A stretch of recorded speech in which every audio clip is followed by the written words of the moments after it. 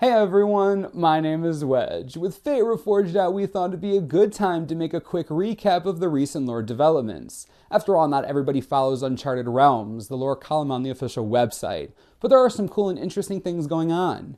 We're mostly going to be covering the stories unwritten and the Reforged chain in this summary. So let's get started with a quick recap of Khans of Tarkir. Following the emergence of the Eldrazi on Zendikar, two planeswalkers who were there at the time went to Tarkir in search of the spirit dragon Ugin. One of them, the vampire Sorin Markov, was looking for a solution to the Eldrazi problem. Sorin and Ugin were two of the three planeswalkers who sealed away the Eldrazi to begin with, so who better to do it again? The third, by the way, was Nahiri the Lithomancer. If you want the details on how they sealed the Eldrazi away, we've actually covered that already. You can find them here. Just link. Sorin comes to Tarkir looking for Ugin, but finds nothing left of him but bones.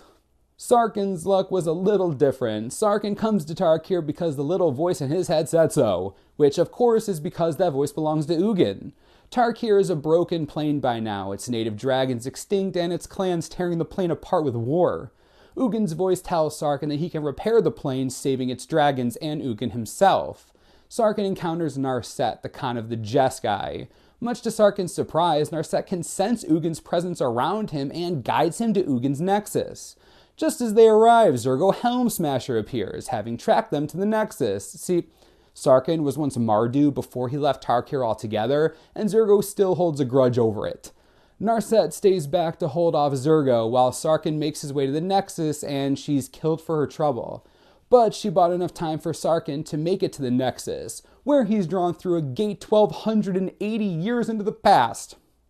Sarkin arrives in the past and encounters Yasova Dragonclaw, the Team of the time. Sarkin follows her quietly as she leaves curved markings in the ground. Well, he tries, but eventually she sees him and calls her giant pet saber-toothed cat Anshin to pin him to the ground.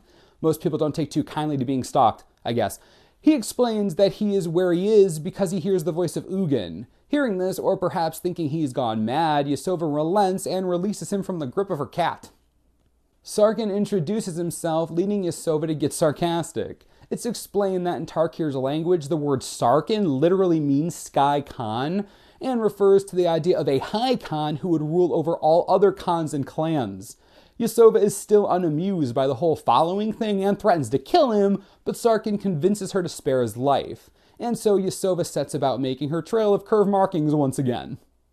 As they move along, Sarkin explains as best he can that he comes from a dragonless Tarkir, eventually letting it slip to a doubtful Yasova that he's from the future.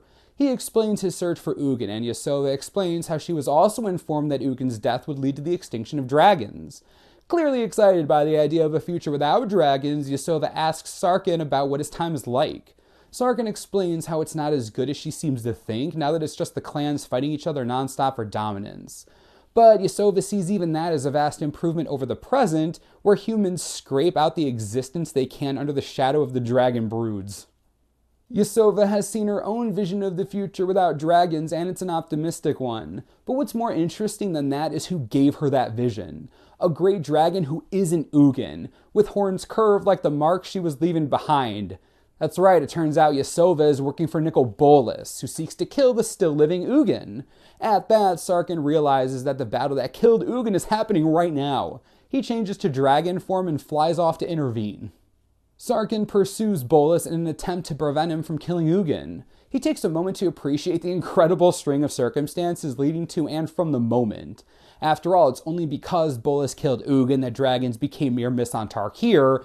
Only for that reason did Sarkin become reverent of the dragons, leading him to eventually swear fealty to Bolas. And that is what led him to hear the voice of Ugin, calling Sarkin into the past to save his life and prevent those very circumstances. In his pursuit, Sarkin realizes that the markings Yasova was making were marking the path of the dragon Tempest, which were created by Ugin. Thus, following the markings would lead Bolas directly to Ugin. And indeed, Bolas himself appears in Ugin's path, and Ugin draws up to fight him. Seeing Bolas in person, Sarkin realizes that there's little he could do to fight him directly. He could only hope to distract him enough to give Ugin an advantage.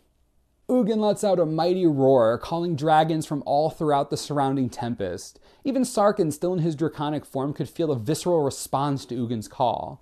Bolas and Ugin continue to hurl spells at each other until suddenly, Sarkin could sense new magic taking effect. From the ground, Yasova was weaving a new spell, Stellating Bolas. The spell affects the minds of all the dragons Ugin summoned, and Sarkin as well, issuing a command to kill Ugin instead. Sarkin forces himself out of dragon form, breaking the spell's hold on his own mind, but the other dragons assault Ugin, allowing Bolas to land the finishing blow. Meanwhile, Sarkin crashes down to earth hard, breaking practically every bone in his body on the way down.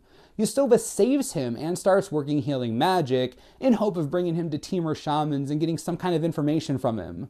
Sarkin, however, is preoccupied. He sees Bolas escape and gets up in hopes of finding Ugin not quite dead, turning his hand into a dragon head to fire at Yasova and escape for the canyon where Ugin fell. The half-healed Sarkin climbs his way painfully down into the canyon and finds Ugin just barely clinging to life. He takes from his staff the Hedron shard he kept from the Eye of Ugin. The Hedron activates magic that forms a protective cocoon around Ugin, allowing him to start healing in peace. Yasova regrets her failure to cause the dragon's extinction, but Sarkin thanks her for the chance to save Ugin, however accidental it was. After that, well, Sarkin has saved Ugin. Dragons will survive on Tarkir, and the very skeletal nexus that took Sarkin back into the past will no longer exist. Even the circumstances leading to Sarkin's existence at all have been negated, and he's pulled away by the force of the change to the timeline. That's right, Sarkin saves Ugin and time paradoxes himself out of existence as a result. Ordinarily, we just think that the time paradox removes Sarkin from the past. After all, the lack of Ugin's dead skeleton in the chasm would just remove his ability to have traveled to the past. But the story specifically says that the events that had led to Sarkin's own existence had been nullified. Seems pretty permanent. Still, this is a time travel story, and strange things have been known to happen in time travel stories. Not to mention that Sarkin undoing his own existence has potentially dire implications everywhere in the multiverse and in the timeline, but we'll see how that all pans out.